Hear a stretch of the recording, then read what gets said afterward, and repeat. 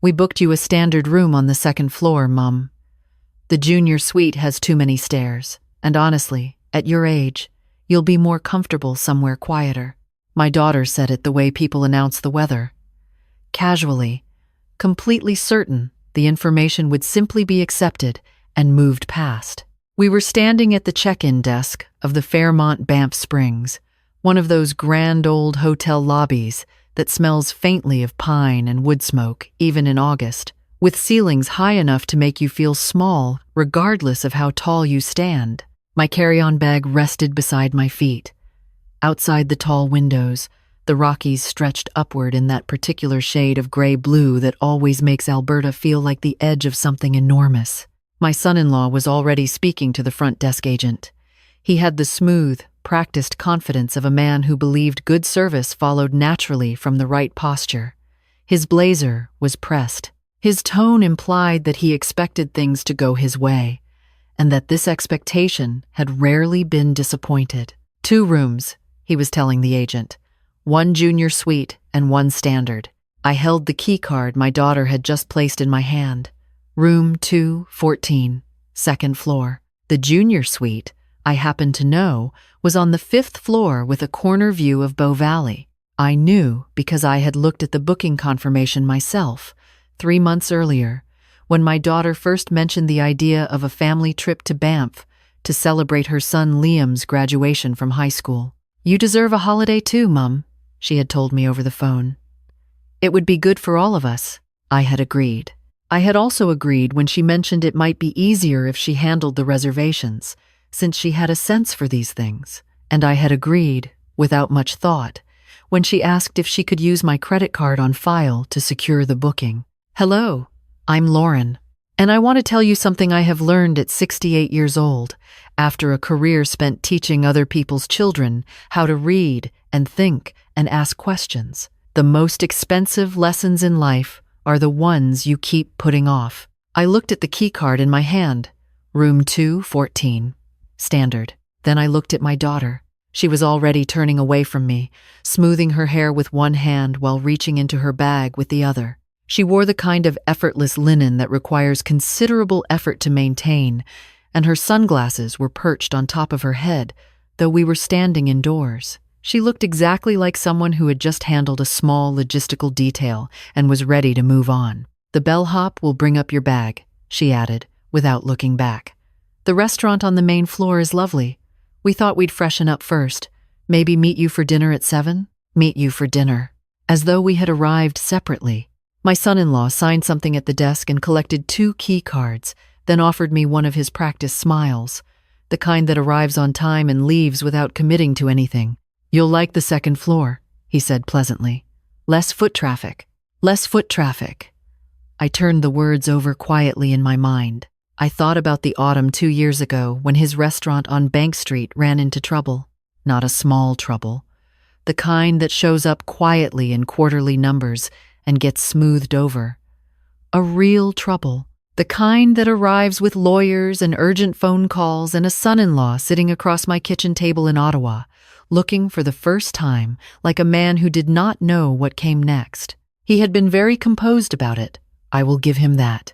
He laid out the numbers clearly, spoke about cash flow and restructuring, mentioned the word temporary several times. My daughter sat beside him and said nothing, which told me more than anything he said. She had always been the louder one. Her silence in that kitchen meant she already knew how bad it was. I had written a check for $180,000. He had called it a bridge loan. He had said repayment terms. He had shaken my hand at my own front door as though we had concluded a business arrangement rather than a rescue. That was 2 years ago. The restaurant had recovered. They had not mentioned repayment since. I adjusted the strap of my bag and looked once more at the key card. Room 214. The lobby hummed with the particular energy of a hotel in peak summer season. Families with hiking gear, couples studying trail maps, a concierge pointing a group of tourists toward the gondola. The light through the tall windows was that specific golden afternoon quality that makes everything look like a postcard. "Mum, the elevators are just through there," my daughter said, gesturing vaguely toward the far end of the lobby. She had already started walking in the opposite direction, toward the bank of lifts that would carry her to the 5th floor. I watched her go. Then I set my bag down gently on the polished floor, reached into my handbag, and took out my phone. People sometimes assume women my age are uncertain with technology.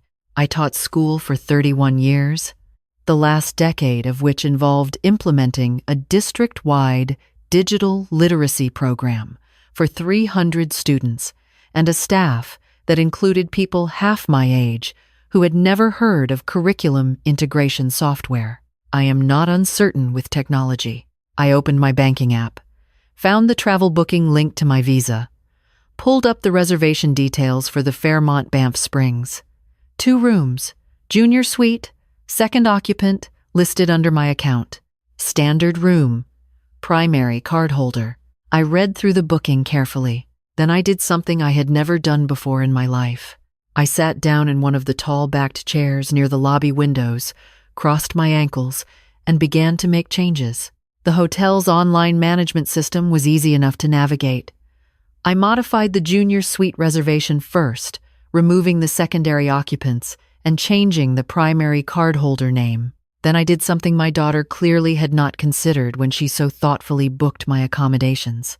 I upgraded the standard room, not to a junior suite, to the corner suite on the 6th floor, the one with the private terrace and the unobstructed view of the mountains that I had noticed on the hotel website 3 months ago and thought, briefly, about requesting before my daughter offered to handle everything herself. The difference in rate appeared on the screen. I authorized it without hesitation. Then I sat quietly for a moment, listening to the lobby sounds around me. A child somewhere nearby was asking his father how high the mountains were. The father said he wasn't sure, but they'd look it up later. The child seemed satisfied with that. I thought about my daughter at 6 years old, asking me why the sky was blue on some days and gray on others. I had told her about light scattering and water particles, and how weather moved across the prairies in waves you could almost see coming if you watched long enough. She had listened very seriously, and then asked if we could have hot chocolate. I had made her hot chocolate. I thought about Liam, her son, who was supposed to be joining us tomorrow after finishing a week at a wilderness program outside of Canmore, 16 years old and already quieter and more careful than either of his parents. He had his grandfather's eyes, my late husband's eyes, the kind that looked at people directly without agenda. I thought about the check I had written 2 years ago, the down payment I had helped with when they bought their house in Westboro, the RESP contributions I had been making since Liam was born. Then I stood up, picked up my carry-on, and walked toward the lifts. The 6th floor was quieter than the lobby. The hallway carpet was deep, and the light was softer. My room was at the end of the corridor, a corner door with a small gold plate above the handle. Inside, the suite was exactly as the photos had suggested. Wide windows on 2 walls, a sitting area with proper chairs, a private terrace with 2 wooden chairs and a small table, positioned directly toward the mountains. I set my bag down, stepped out onto the terrace. The air at this elevation was cooler than I expected, clean in the particular way mountain air is clean, as though it had been processed through something vast and indifferent and very old. I stood there for several minutes. My phone buzzed. A hotel notification. A room change confirmation had been sent to all guests on the booking. I had expected this. I sat down in one of the wooden chairs and waited. It took 11 minutes. My daughter's name appeared on the screen. I let it ring. Then a text message. "Mom, what's going on with the room?" Then another. "The front desk is saying there's been a change to the reservation." Then, "Call me, please." Then my son-in-law. "Margaret, there seems to be some confusion with the booking. If you call the front desk, they should be able to sort it out." Sort it out? Such a confident phrase. I set the phone face down on the small table and watched a hawk circle something far below the tree line. The knock on my door came 8 minutes later. Not a tentative knock, a firm one. I took my time standing up, crossed the sitting room, opened the door. My daughter stood in the hallway. She was still composed, but the composure had tightened around the edges in the way it does when someone is working harder than usual to maintain it. My son-in-law stood slightly behind her, arms crossed, expression carefully neutral. "What happened to our suite?" she asked. I stepped back from the door. "Come in." They came in. My daughter looked around the room, taking in the corner windows and the terrace and the mountain view, and I saw something flicker across her face that she quickly controlled. "The front desk says the junior suite reservation was canceled," she said. "Yes," I said. "By you." "Yes." My son-in-law uncrossed his arms. "Margaret, there must have been some misunderstanding. If you called the hotel and asked them to—" "I used the app," I said pleasantly. It was very straightforward. He blinked. That answer had not been in his script. My daughter looked at me directly. "Why would you do that?"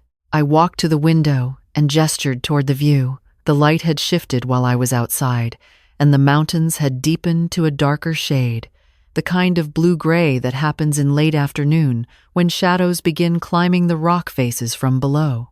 "Do you remember what you told me at the front desk?" I asked. Her expression tensed. I was being practical. "You told me the junior suite had too many stairs." "It does." I turned from the window. "I've been hiking since I was 22 years old. Last September, I walked the West Coast Trail with a 20-pound pack. I don't need to be protected from stairs." A short silence followed that. My son-in-law looked at the floor briefly and then returned his gaze to a point somewhere above my left shoulder. "That's not the point," my daughter said. "Then what is?" She made a small, frustrated gesture. "The point is that you've now canceled our room without asking, and we don't have anywhere to sleep tonight." "There are other rooms available," I said. "The front desk can help you with that." "At what cost?" "I imagine the going rate for August," I said. "This is Banff." My son-in-law stepped forward slightly. "Look," he said, in the tone he used when he wanted to sound reasonable while actually trying to redirect a situation. "We can all calm down. This is fixable. If you just call the hotel and reinstate the original reservation, we can all get settled and start fresh at dinner." I looked at him. I found myself thinking about his kitchen table, his careful spreadsheets, his word, temporary. "I won't be doing that," I said. My daughter stared. "Excuse me?" "I won't be reinstating the reservation." She crossed her arms. "You're serious?" "Yes." "Because of a room assignment." I shook my head slowly. "No." "Then why?" I sat down in one of the armchairs. The mountains were still visible over their shoulders, enormous and completely unconcerned. "Because of what the room assignment told me," I said. Neither of them spoke. I looked at my daughter. She had her father's posture and my stubbornness, a combination that had made her formidable in certain rooms and difficult in others. When she was 12, she had reorganized the school supply closet without being asked, color-coded everything, and then been baffled when her teacher was mildly annoyed rather than grateful. She had always believed that taking control of things was the same as taking care of them. "You used my credit card," I said quietly. "You booked 2 rooms. You put yourself and your husband in the suite with the view and the extra space, and you put me in a standard room on the 2nd floor with less foot traffic, and then you handed me the key as though you were doing me a favor. You said I could handle the booking." "Yes, so I handled it." "You handled it for yourself," I said. "And then you told me, at 68 years old, that stairs were too much for me, in front of the front desk agent, in front of your husband." I paused. "You didn't ask me. You decided." My daughter's jaw tightened. "I was being considerate." "You were being convenient," I said. Not harshly, just clearly. "There's a difference." My son-in-law sat down on the small sofa without being invited. He suddenly looked less like someone managing a situation and more like someone who had just noticed the situation was considerably larger than he thought. "Margaret," he said carefully, "I want to be honest. We're now looking at a fairly significant expense if we have to rebook tonight." "I imagine so," I said. "The hotel is at near capacity, last-minute rates in peak season." "I know how hotels work," I said. He nodded, recalibrated. "Okay, then I think we all understand the situation." "Do we?" He looked at me. "You're making a point." "No," I said. I've been trying to make this point for about 2 years. Today, I just stopped trying and started doing. That landed somewhere. I could see it in the way his expression changed, the slight stillness that came over him. My daughter caught it too. She looked between us. What does that mean? Silence. What does 2 years have to do with anything? My son-in-law said nothing. Which, I have learned, is how people answer questions they already know the answer to. What is he not saying? My daughter asked, turning to me. I looked at her carefully. She was my daughter. I had driven her to her first day of university in a packed Subaru station wagon, her belongings sorted into labeled bins because she had always needed things organized. I had sat with her in a hospital waiting room when Liam was born for 16 hours and held her hand during the last 4. I had loved her without conditions for 41 years. Ask your husband, I said gently. About the restaurant. About the full amount. My daughter turned to him. What full amount? The mountain light had shifted again. The room was quieter now, the way rooms get when the conversation has moved into territory nobody quite planned to enter. I helped more than you knew, I said. When the restaurant was struggling, the amount your husband asked me for wasn't the amount he told you about. My daughter's voice went very quiet. How much more? My son-in-law stood up. This isn't the right time to... How much more? She said again. He looked at the floor, then at me, then back at the floor. The losses were larger than I'd told you, he said. Margaret helped cover the difference. My daughter turned to me. How much? It doesn't matter, I said. It matters to me. I looked at her steadily. $180,000. The number settled into the room. My daughter sat down on the arm of the sofa. She looked at her husband with an expression I had not seen on her face in many years. Not anger yet. Something earlier than anger. Disorientation. The feeling of a floor shifting beneath a step you were absolutely certain of. You told me it was 50, she said to him.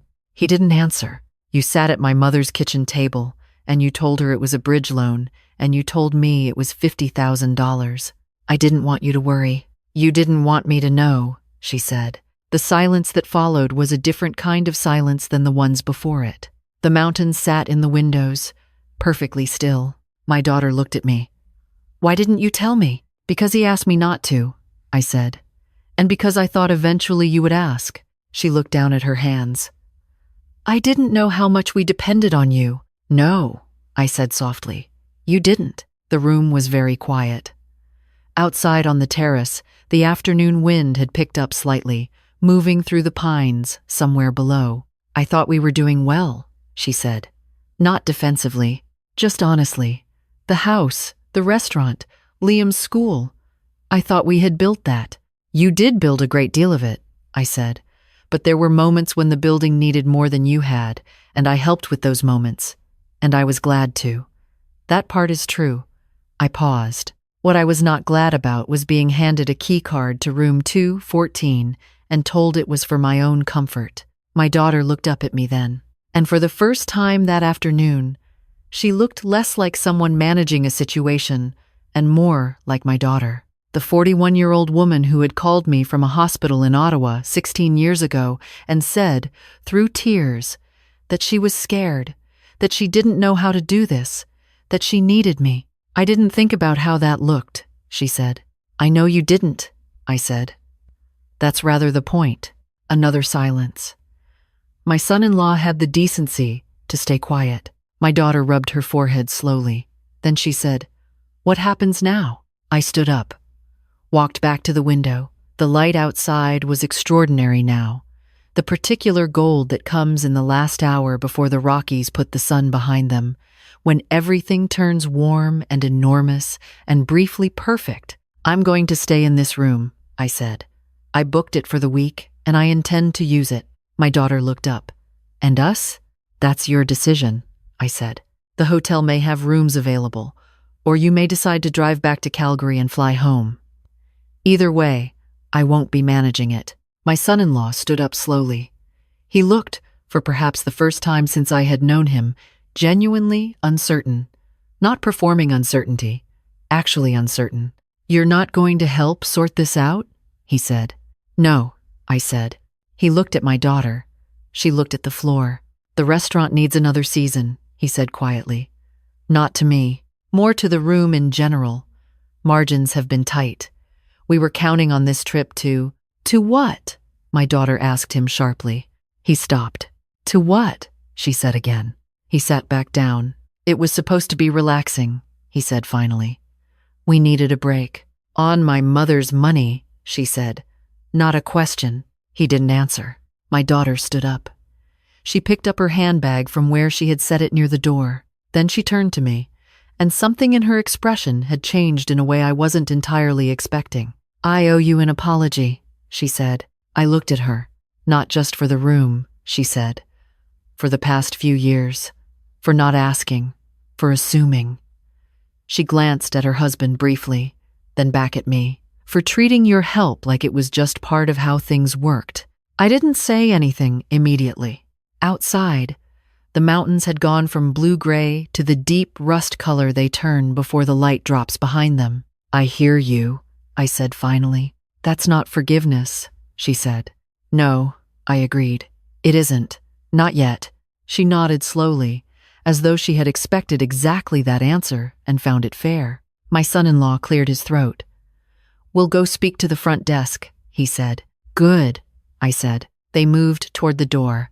My daughter paused with her hand on the frame and looked back once. Her face held something complicated, a mixture of embarrassment and something else, something quieter that I recognized because I had worn it myself in certain moments of my life. The particular expression of someone who has just seen a situation clearly for the first time and is still deciding what to do with the clarity. She left without saying anything else.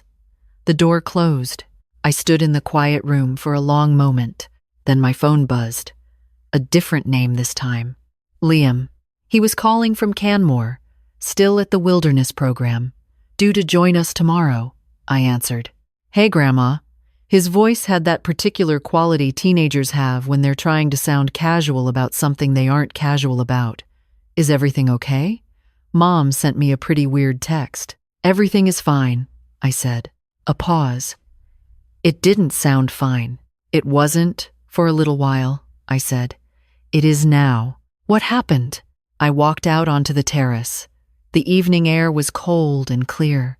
Far below, the river moved through the valley in its unhurried way. Your mother and I had a conversation that was overdue, I said. Liam was quiet for a moment. He had always been comfortable with quiet, even as a small child.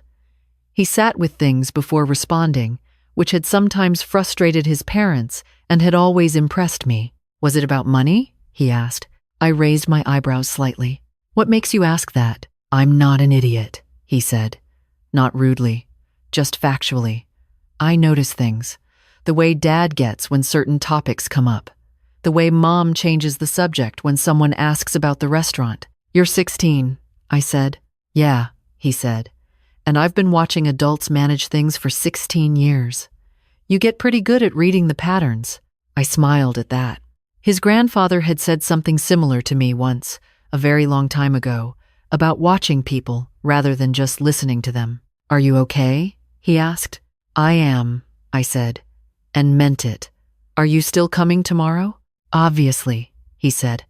I've been looking forward to this for months. Good, I said. I'll save us a table at the terrace restaurant for dinner tomorrow. Just us? I considered that. Let's see how tomorrow morning goes. He laughed quietly. Okay. After I hung up, I stood on the terrace for a long time. The sun had gone behind the mountains and the sky above them had turned the color of deep water, layered blues going darker toward the east. The valley below had its lights on now, small, warm points of yellow in the growing dark. I thought about something Liam had said. I've been watching for 16 years. You get good at reading the patterns. I thought about my own patterns, the quiet transfers, the checks written with little ceremony, the hotel rooms accepted without question, the seat on the second floor with less foot traffic, all the small ways I had made myself convenient, and how long I had told myself that this was love. It was love. I don't doubt that. But love without a spine is not the same as love. I had learned that somewhere along the way, and then forgotten it, and today I had remembered it again. The mountains were entirely dark now, just outlines against a sky still faintly glowing. Somewhere far below, the Bow River was moving through the valley the way it had been moving for 10,000 years, completely indifferent to what happened in the hotel rooms above it. I went inside, ordered dinner from room service, ate at the small table by the window with the lights of the valley below me and the dark shapes of the mountains above. The food was excellent. A proper Alberta beef tenderloin with roasted root vegetables and a glass of Okanagan Red that tasted like the end of a long and complicated day. Afterward, I sat in the armchair with a cup of tea and thought about what would come next. Not tomorrow. That would sort itself out. Liam would arrive from Canmore with muddy boots and 17 stories about things he'd seen in the wilderness, and we would have dinner on the terrace and talk about his plans for the fall, and I would listen to every word of it. But after that, the conversations that would need to happen, the arrangements that would need to change, not dramatically, not as a punishment, just differently, more honestly. Because there is a version of generosity that holds people up and a version that holds them in place. I had confused the two for long enough. My phone lit up one more time before I went to sleep.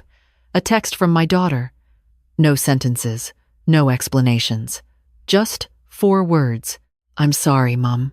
I set the phone face down on the nightstand. I did not reply that night. Some apologies need to sit before they're answered, and some answers need to be built from something more than words. Outside, the mountains were completely invisible in the dark, but I knew they were still there. They always are. That is the thing about certain kinds of solid, unchanging things. They don't need to be seen to be real. I turned off the light. For the first time in a very long time, I slept without keeping one ear open for someone else's trouble. People talk about setting limits as though it is an act of cruelty, as though the person drawing the line is the one causing the damage. But I want to ask you something honest. When did you last let someone hand you a key card to the second floor and call it consideration? When did you last pay for a view and agree to a wall? Because sometimes the most respectful thing you can do for the people you love is to stop pretending that what they are giving you is enough. Tell me in the comments, what would you have done? Would you have taken the room, or would you have finally, quietly, taken the suite? If this story stayed with you, please give it a like, and if you're new here, welcome to Lauren's Stories. There's more where this came from,